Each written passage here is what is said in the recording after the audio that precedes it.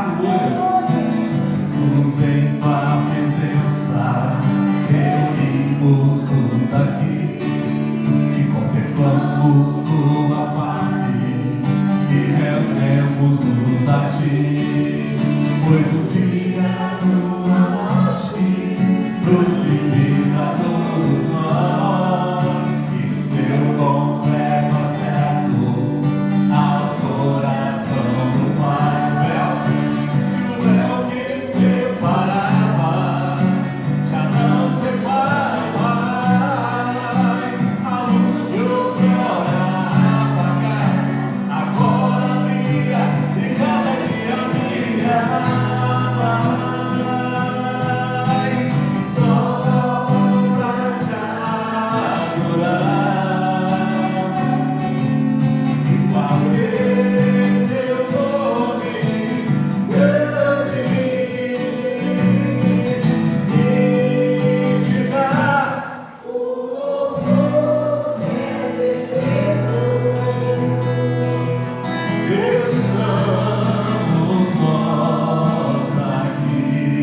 Vamos no início. Jesus, em tua presença, reunimos-nos aqui e contemplamos tua face. Grande, meu irmão, e rendemos-nos a ti. Um dia tua morte nos limita a todos nós e nos deu completo acesso ao quê? Ao coração. Vamos junto. E o véu que separava já não separa. Glória a Deus. E a luz que outrora apagava agora brilha e cada dia brilha mais. Só pra te adorar e fazer teu nome grande e te dar o louvor que é devido. Estamos nós aqui, o véu que separava já não separa mais. A luz que outrora apagar agora brilha e cada dia brilha mais. Só pra te adorar e fazer teu nome grande e te dar o louvor que é devido. Estamos nós aqui. Estamos nós aqui. Estamos nós aqui. Nós estamos aqui, Senhor. Nós permaneceremos aqui, Senhor. Nada irá nos demover deste lugar de adoração ao teu nome. Nós te bendizemos como na beleza da tua santidade. Até que o Senhor venha, nós iremos cantar. Até que o Senhor venha, nós iremos te adorar. Até que o Senhor venha, nós iremos nos prostrar diante do teu altar e bendizer o teu santo nome. Aleluia. Tu és a minha luz, a minha salvação, e a ti me pertence. Ao teu lado, se ao teu lado estou, seguro em tuas mãos, eu nada temerei. Vamos orar,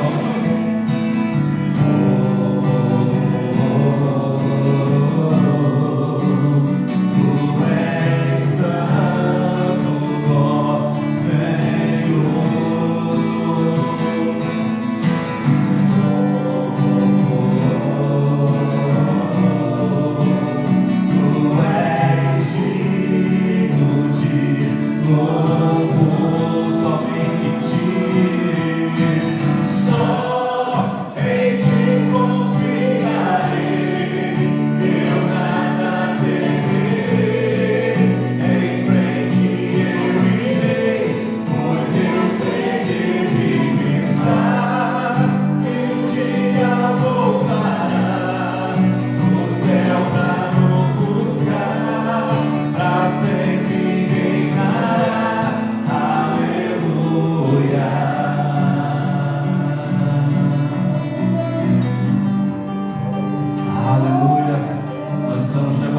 Deus. Tu és a nossa luz. Tu és a minha luz, a minha salvação, e a ti virei.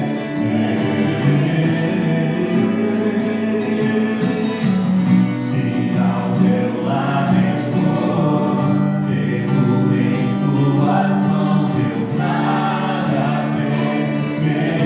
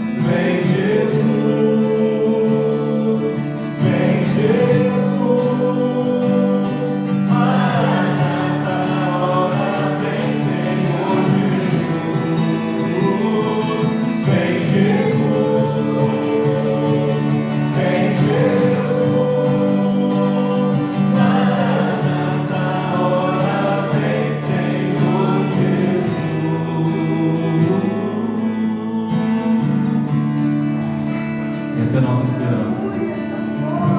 Que o Senhor venha, implante em nós o teu reino. Aleluia. Glória a Deus. Vamos aplaudir o Senhor bem forte. Vamos receber o pastor Jorge que vai ministrar a palavra de Deus no nosso coração.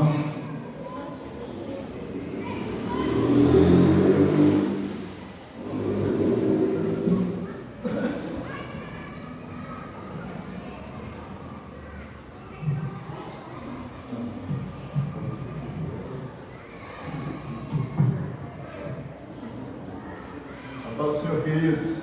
Amém. Boa noite a todos. Se você puder estar de pé, abra a sua Bíblia em 1 Timóteo, capítulo 5, verso 8.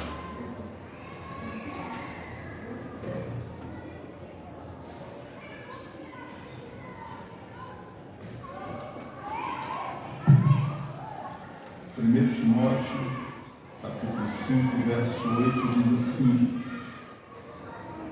mas se alguém não cuida dos seus, e principalmente dos da sua família, negou a fé e é pior do que o incrédulo.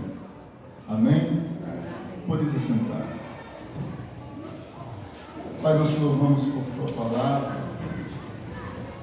e segundo as tuas muitas misericórdias, estas mesmas que se renovam a cada manhã, e por tua maravilhosa graça, nós pedimos, nos recebe diante da tua presença neste culto, onde nos reunimos para louvar Teu nome, para bendizer ao Senhor por tudo quanto o Senhor tem feito por nós, por tudo que o Senhor é, e interceder, Pai, pela vida das famílias, dos lares que se representam e por nossa nação. Entregamos tudo e todos nas Tuas mãos, pedindo sobre todos a Tua misericórdia em nome do Senhor Jesus, e fala conosco através da Tua palavra, através do Teu Espírito. Sara-nos, liberta-nos, transforma-nos a cada dia, até que venhamos chegar à estatura de varão perfeito para a glória do Teu santo nome. Te louvamos e entregamos a Tua igreja nas Tuas mãos, as nossas vidas nas Tuas mãos, em nome de Jesus. Amém, Senhor. Queridos irmãos, Paulo escreve a Timóteo, e este é um dos textos singulares na Bíblia Sagrada, quando ele vai não apenas convidar a toda a igreja, a todos nós, para termos uma atenção especial à família, e ele vai colocar um ponto que é muito crucial, né? Importante, porque eu tive em um culto onde havia um pastor ministrando e houve uma situação muito desagradável até. Primeiro porque a Bíblia fala que o Espírito de Deus comunica com o nosso espírito. E a Bíblia diz que o espírito do profeta é sujeito ao profeta, né? Não é que o Espírito de Deus seja sujeito, mas o Espírito do profeta. Então nós recebemos da parte de Deus revelações e que podemos decidir o momento, a hora de falarmos. Podemos nos calar, deixar para falar mais tarde, um tempo propício. E houve uma situação aí que constrangeu toda a igreja, porque eu estava nessa festa e havia um pastor ministrando, no meio da igreja alguém se levantou e a palavra era verdadeira, mas a profeta não soube o tempo, discernir o tempo correto. Ela recebeu da parte de Deus uma revelação que ela deveria falar em outro tempo, mas ela disse no meio da igreja: você está ministrando aí, mas Deus manda te dizer, e Ele fala ao meu coração que você deixou sua família passando fome em casa. Como é que você pode agir assim? No meio da igreja. E ficou um culto muito constrangedor. E ao mesmo tempo que todos entenderam que era uma verdade, e ele chorou muito, caiu no pranto porque era uma verdade. Nós vemos aqui Paulo dando a nós esta informação, doutrina, direção, de que a nossa família, ela tem um valor, uma importância muito grande diante de Deus. Então é prioridade para Deus a nossa própria família. E aí o texto, ele fala que inclusive quem não agir desta forma vai estar negando a fé. Se sem fé é impossível agradar a Deus, então se alguém rejeita cuidar corretamente da família, e a Bíblia vai deixar algo muito pesado sobre os ombros, principalmente do homem, porque ao marido, ao homem, a Bíblia Sagrada diz que devemos amar a esposa como Cristo, né, amou a igreja, a ponto de dar a vida por ela. Então olha a situação para onde vai.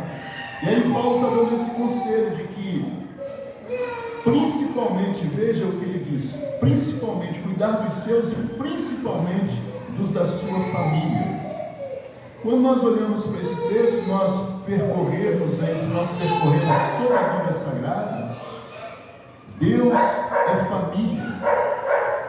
Deus é algo que nos chama a atenção no sentido de que, ao trazer o homem à existência, Ele vai usar a expressão façamos o homem, ele tem sempre essa participação do Filho, do Espírito Santo.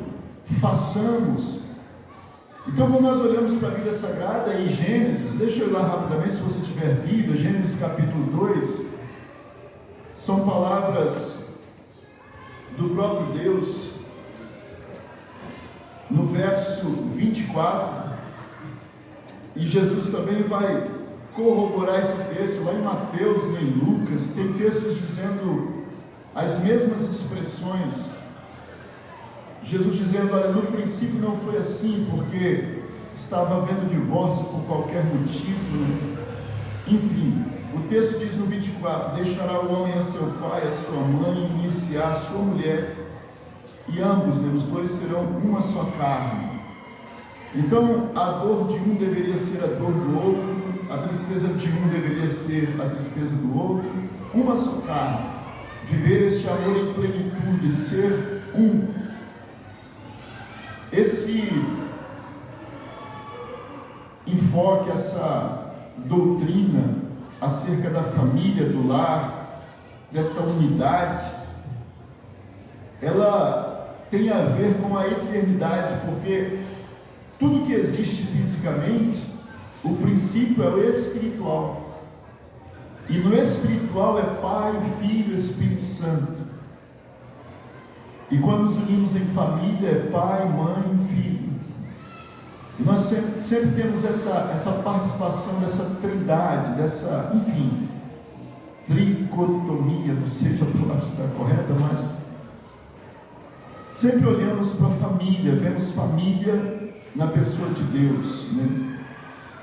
E Deus, quando nos dá Cristo Jesus, a Bíblia Sagrada vai dizer, e o próprio Jesus diz isso, que o grão precisa morrer, o grão de trigo, para que ele venha produzir, e Jesus Cristo vai justamente morrer para que outros filhos venham ser gerados para Deus. Então hoje nós, pela fé em Cristo, na palavra, somos filhos de Deus por Jesus Cristo, pelo sacrifício de Cristo, pela fé em Cristo, fazemos parte desta família, e a nossa família é enorme. Outro dia Deus me corrigiu, porque Deus usou uma missionária e eu não entendi.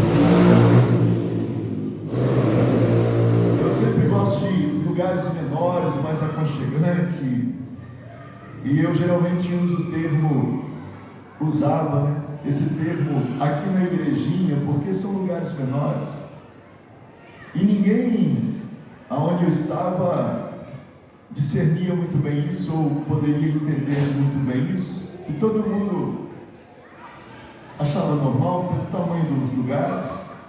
E aí de repente uma missionária foi ministrar na igreja, e ela estava ministrando, e ela olhou para mim e disse assim, nunca mais chame a minha igreja de igrejinha. E era o termo que eu mais usava. Irmãos, é bom aqui estar nessa igrejinha, e aí de repente, porque a família de Deus é enorme, irmãos. Nós estamos aqui, mas há filhos de Deus espalhados por todas as nações, por todos os lugares, por lugares que nós nem imaginamos. Há irmãos gerados a partir do sacrifício de Cristo Jesus e que agora tornaram-se por Cristo filhos de Deus. Amém? Eu quero me focar na questão da família, porque Jesus Cristo vai tratar deste assunto com muita ênfase e cuidado. Eu vou ler só uns textos rapidamente, vamos lá rapidamente, Mateus 19, deixa eu só ler esse texto. Jesus vai trazer novamente essa questão de Gênesis, Mateus 19, a partir do verso 5, as pessoas estão ali debatendo sobre a questão de divórcio. Jesus vai dizer, aliás, do 4 fica melhor, respondeu-lhes Jesus, não leste que no princípio o Criador os fez macho e fêmea, e disse, portanto deixará o homem a seu pai e a sua mãe, e unir-se-á a sua mulher, e serão os dois uma só carne, assim já não são mais dois, mas uma só carne. Portanto, o que Deus ajuntou, não o separe o homem. Então, há um enfoque muito forte na Bíblia Sagrada acerca da família. A família é a célula da sociedade. Uma família bem constituída, bem firmada, bem educada, vai fazer com que toda uma sociedade ande corretamente. Então nós temos muitas famílias desajustadas nos últimos tempos, e nós temos visto muitas dores, muito sofrimento, muitas lágrimas. E a palavra é esta: cuide dos seus e principalmente dos da sua família. Quando a Bíblia Sagrada trata desse assunto, e eu quero que você perceba isso com bastante cuidado, porque Jesus Cristo, irmãos, quando Ele vai ministrar libertação aos endemoniados gadarenos, o texto está em Marcos, no capítulo 5. Olha o que Jesus vai dizer: a importância de se estar em família. Diga comigo assim, por favor: Jesus não me salvou. Jesus não me salvou para alcançar a eternidade sozinho. para alcançar a eternidade sozinho. Eu preciso comunicar esta salvação aos meus ou à minha família. Então preste atenção nisso aqui, porque Jesus vai estar indo ao encontro de homens terrivelmente endemoniados.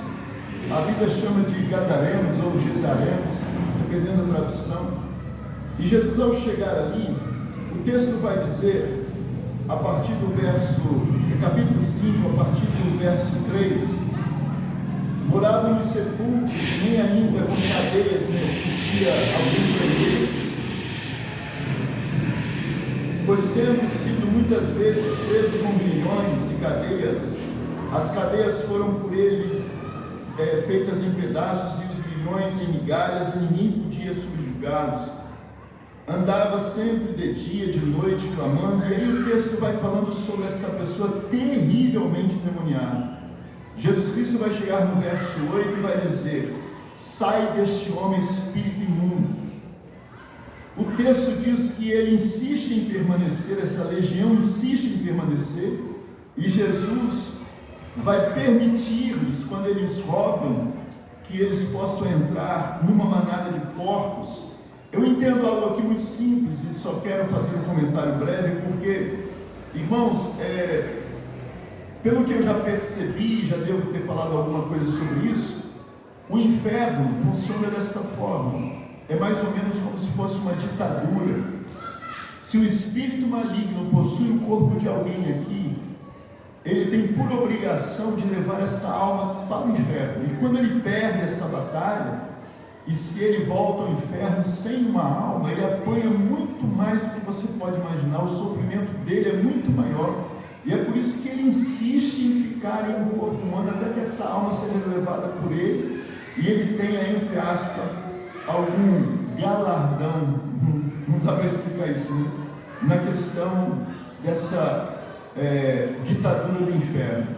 Então eles lutam para não sair, eles preferiram entrar em portas, e aqui tem outras informações que nós não vamos estar discorrendo sobre ela. Eu só quero que você veja que Jesus é importantíssimo na vida de qualquer um. Quem não encontrando Jesus, não ia querer passar o resto da vida com ele, estar com ele, viajar com ele, porque tudo de bom se achava ao lado de Cristo, se encontrava ao lado de Cristo. As multidões iam atrás de Cristo até no deserto, onde ele estava, a multidão estava querendo estar presente. Em Jesus Cristo havia cura, libertação, até alimentação, tudo havia da parte de Cristo, uma palavra que trazia uma alegria, um gozo na alma, no espírito. Então todos queriam estar com Cristo. E olha o que Jesus vai dizer a este gadareno ou gesareno quando ele é liberto. O texto diz que aqueles que apacentavam porcos, está no versículo 14, fugiram e anunciaram na cidade o que aconteceu.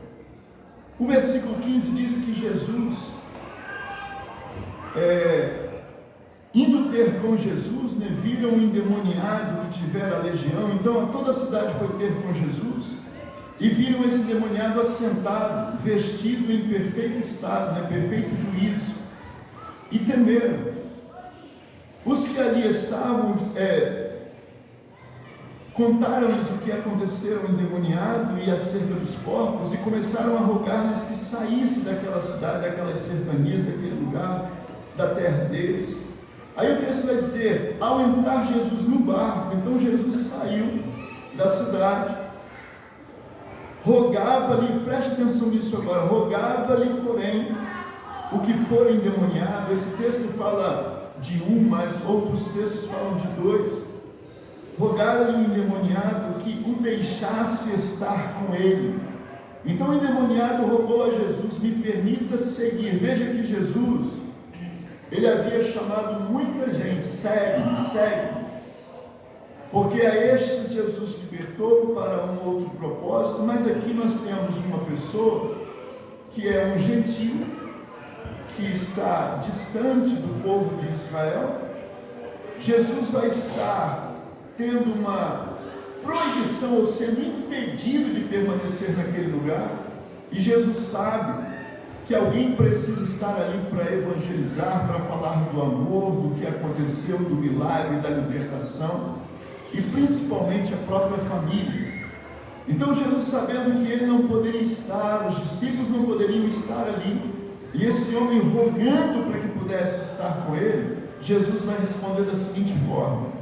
O texto diz assim no 19: Jesus, porém, não lhe permitiu, e lhe disse: vai para a tua casa, para os teus. Veja que Jesus vai detalhar isso: a tua casa e os teus, e anuncia-lhes quão grandes coisas o Senhor te fez e como teve misericórdia de ti. Então observa que há um cuidado da parte de Deus em salvar não só você, não só a mim, mas toda a nossa casa, toda a nossa família. E ele coloca isso bem claro nesse texto: volta para a tua casa e para os teus.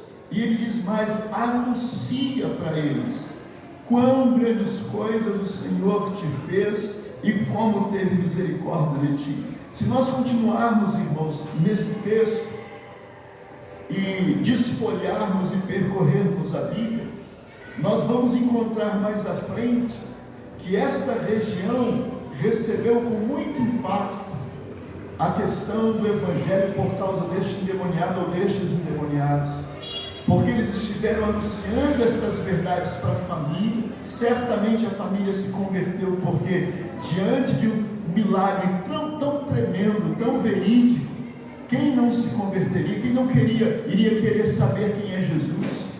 Então houve aqui toda uma transformação na família, como também em toda a cidade houve um impacto por causa deste milagre. Mas Jesus priorizou: volte para os seus e anuncia na tua casa o que Deus fez por você.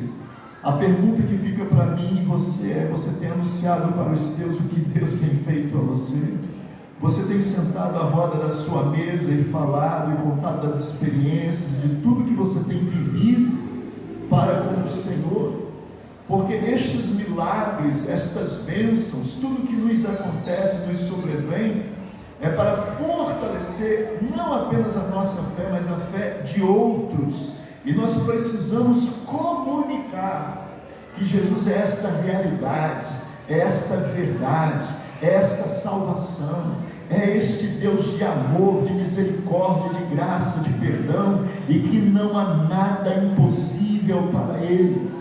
Essa situação era impossível, não havia na sociedade em nada solução para este endemoniado, nem cadeias correntes, nada podia detê-lo, nada podia pará-lo. Então veja que só Jesus Cristo pode trazer solução para esta situação. A pergunta que fica: se Jesus resolveu uma situação tão impossível como essa, e tantas outras como hoje nós sabemos, eu tenho plena certeza da ressurreição de Cristo, porque eu posso desfrutar da sua presença, da comunhão do Espírito Santo. Eu tenho certeza de que a Bíblia é a verdade, porque eu tenho experiências reais com a palavra do Senhor. Como eu posso guardar isso para mim, não anunciar principalmente aos meus, da minha casa, da minha família e aos demais? Jesus Cristo, falando sobre isso, ele disse: era primeiro Jerusalém, depois Judéia, Samaria e até o confim da terra. Então, primeiro Jerusalém, primeiro a sua casa, primeiro a sua família, primeiro o seu lugar. Então não deixe de anunciar estas verdades, porque, queridos, na eternidade, eu creio que vai haver lágrimas, mas são lágrimas de muita decepção. Decepção porque imagine, se eu alcanço salvação, alcanço a eternidade, e você tem lá, não vou falar nem da família, mas você tem lá um amigo, você tem lá alguém próximo, que vai dizer: rapaz, você sabia de tudo isso, não disse nada para mim. Você sabia, você estava tão próximo a mim, você contava tanta coisa, mas nunca falou estas verdades para mim. Então, na eternidade, quantas pessoas não ouviram falar estas verdades da salvação que é em Cristo, porque você não sentou à mesa, porque você não compartilhou, porque nós não compartilhamos. Então nós precisamos estar atentos a esses textos bíblicos e priorizar a nossa família. E eu vou falar algo mais. Porque a Bíblia Sagrada diz, o próprio Jesus falou: olha, você precisa amar os seus inimigos. Ame aos seus inimigos, irmãos. Eu não sei como a sua família tem te tratado, como o seu parente tem te tratado. Eu não sei se tem te ofendido de alguma forma, o que tem feito. Mas Deus continua dizendo para você: ame. Se é para amar seu inimigo, imagina alguém da sua família, alguém entre os seus. Então é necessário que, por mais que alguém venha fazer, seja lá o que for, continue amando, continue ministrando a palavra, continue orando, continue intercedendo, continue fazendo algo, para que na eternidade, como Jesus Cristo fez, né? Jesus na eternidade, ele vai estar limpo, porque o que ele não entregou por nós, meu irmão, o que Jesus não fez por nós, o que nós podemos fazer? Mas o Senhor Jesus não fez isso, não fez aquilo. Não, ele deu a vida por nós, ele derramou o sangue por nós. Que mais precioso que ele poderia ter para nos dar, senão a própria vida? Então veja, ele deu a vida por nós. Tem gente que não quer compartilhar, talvez, uma cesta básica, vendo alguém da família passando necessidade, seja lá o que for, uma ajuda qualquer, um socorro qualquer. Jesus deu o sangue dele por nós. Então é preciso que você venhamos olhar com mais cuidado para a família. Eu vou encerrar com um texto, que é um texto do próprio Senhor Jesus, porque o mandamento é este: ame a Deus sobre todas as coisas e ao próximo como a ti mesmo. E mais próximo do que nossa família não tem outro. Então está dizendo: ame a Deus sobre todas as coisas e ao próximo como a ti mesmo. Não há ninguém mais próximo do que a nossa família. Eu saí do mesmo útero dos meus irmãos. Quem é mais próximo do que isso? Fui gerado pela mesma mãe dos meus irmãos. Quem é mais próximo do que isso? Então, os mais próximos são os da minha casa. E mais próximo ainda a minha esposa, que agora é uma carne comigo. E os meus filhos. E quando a gente vai observando essas coisas, então Jesus está dizendo: ame ao próximo como você ama a si mesmo. Mas ele diz: porém eu vou dar novo mandamento. Ele vai ainda aprofundar esse mandamento. Aí em João, no capítulo 13, e eu encerro aqui, João 13, eu vou ler só o verso 34 e 35, Jesus dizendo: novo mandamento vos dou, amai-vos uns aos outros, como eu vos amei a vós, assim também deveis amar uns aos outros. E nisto conhecerão todos que sois meus discípulos, se vos amardes uns aos outros. Então Jesus muda o mandamento dizendo: olha, agora você não vai amar ao próximo como você ama a si mesmo, você vai amar como eu vos amei. E amar como Jesus amou, eu quero só citar uma passagem que é muito interessante, porque Jesus ele vai olhar para Jerusalém E a Bíblia diz que ele vai chorar. Chorar, ele vai dizer: eu queria vos ajuntar como uma galinha, né, ajunta os seus pintainhos debaixo das suas asas, mas vocês me rejeitaram, vocês não me aceitaram, não me receberam. E ele chora por Jerusalém e ele diz sobre o fato de eles não terem aceitado esse tempo, essa oportunidade. E Jesus sai dali, irmãos, de certa forma quebrantado, um coração partido, mas sem dever nada, porque ele fez tudo o que ele podia, e ele foi além, entregando a sua própria vida por todos nós, derramando o seu próprio sangue. Então, eu e você, se tivermos essa consciência, faremos tudo que estiver ao nosso alcance por nossa família. Tudo que tiver ao nosso alcance. Se tiver que perdoar, perdoe. Se tiver que interceder, interceda. Se alguém te odiar na família, ame os seus inimigos. Faça tudo o que for possível. Porque vai chegar um dia em que dinheiro não vai valer mais nada. Vai chegar um dia que seus bens não vão ter valor nenhum. E você vai perceber que o maior tesouro era seu amigo, era seu irmão, era seu pai, era sua mãe, era seu filho, era sua esposa. Jesus já faz isso há muito tempo, nos tentando fazer entender isso. Ele diz: olha, uma alma, na palavra está escrito, vale mais do que o mundo inteiro. A sua família é o maior tesouro que você tem, os seus. Então que cada um de nós aprenda a, de fato, amar uns aos outros e procurar o caminho que nos leve a unir, como diz Salmo 33, né, 133, ao quão bom e quão suave é que os irmãos vivam em união.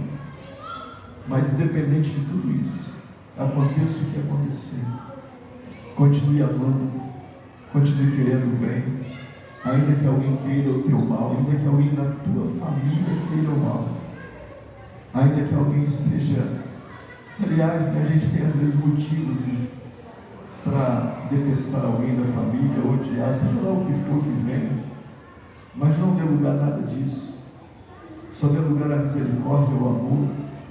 A Bíblia fala: busque a paz e a santificação, sem a qual ninguém verá o Senhor. Busque por esses caminhos excelentes que a Bíblia nos ensina. E um dos caminhos mais excelentes, Paulo escreveu dizendo que o amor tudo sofre, tudo suporta, tudo crê, tudo espera. Ame acima de tudo e principalmente a sua família, o seu lar, a sua casa, os seus. Que Deus tenha misericórdia de nós. Que nós venhamos a aprender a amar a nossa família e que você tenha no coração sempre o quebrantamento de entrar no quarto e interceder, principalmente por aqueles que estão tão distantes de Deus, tão longe da presença do Senhor. Eu vou usar só essa frase, está em capítulo 4 de Romanos. Se você puder estar sobre os seus pés, eu já estou encerrando, e eu vou usar só esse versículo. Se você procurar, você vai achá-lo, eu não tenho de memória, mas eu creio que está no capítulo 4 de Romanos. O texto vai dizer assim: escute com atenção. Deus chama à existência as coisas que não são como se já fosse. Então, quando você olhar para seu filho e você o ver, seja drogado, embriagado, seja como for, não sei em que caminho que ele pode estar, não chame ele da forma como os teus olhos veem. Por amor, chame ele diferente, veja diferente. Chame as coisas que não são como se já fosse. Então ele não é o filho que você gostaria que fosse, ele não está da forma como você gostaria. Chame ele como se ele já fosse. Diga para ele: você é o filho mais precioso que eu tenho.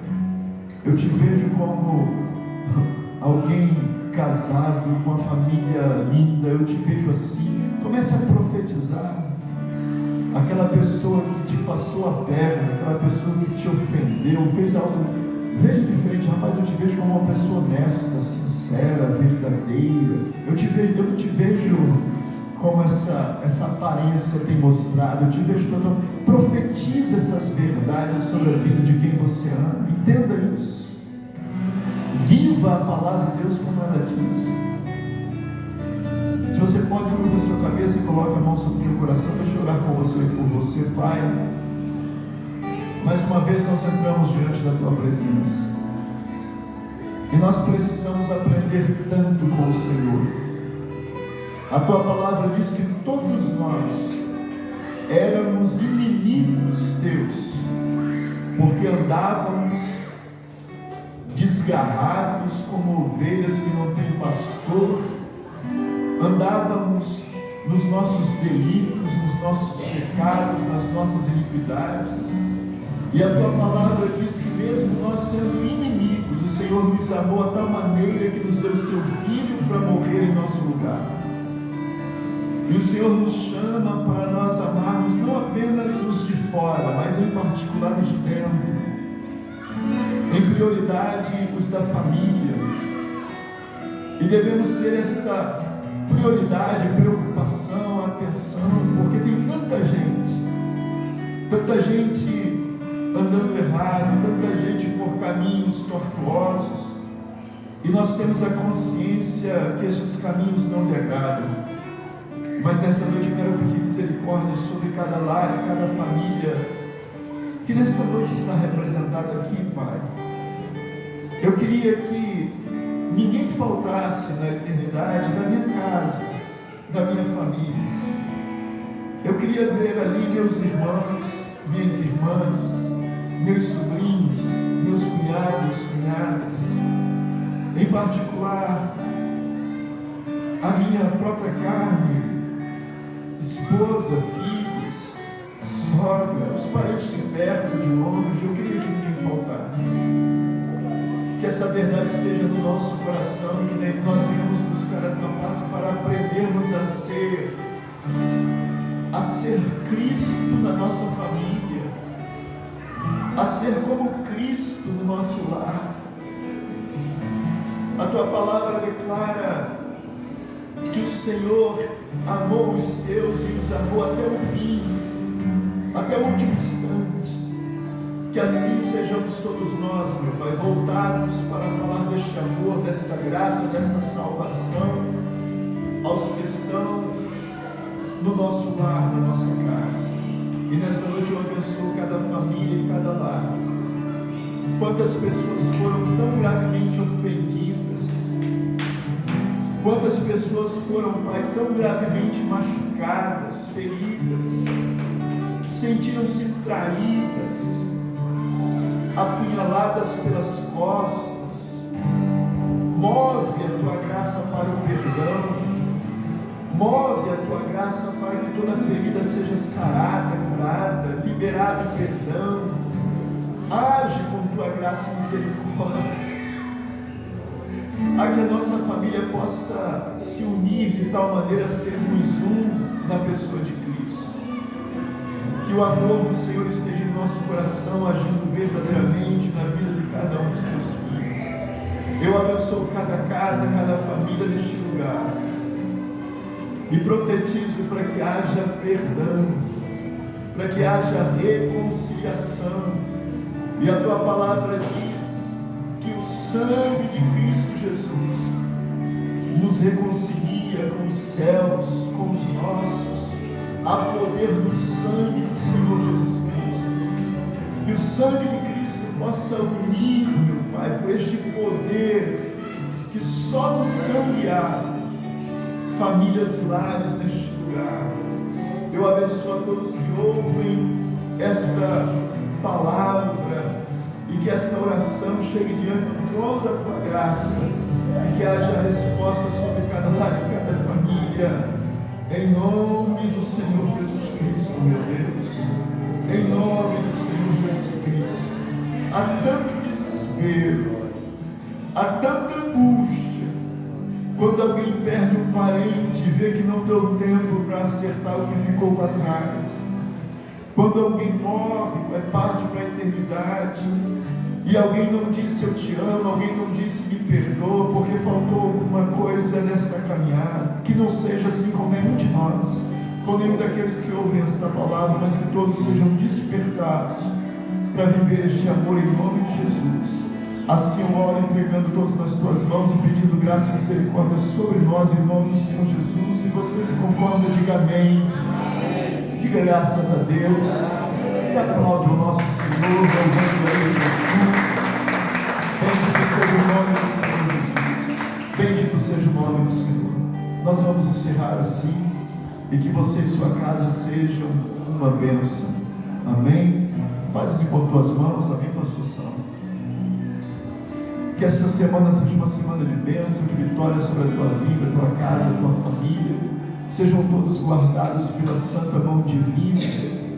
Que a proteção do Senhor, que as bênçãos dos céus vos cubram, e que o amor de Deus, a graça de Cristo Jesus e a consolação do Espírito Santo seja com todos nós, não somente hoje, mas para todos sempre. Todos digam amém. Está encerrado então em nome de Jesus.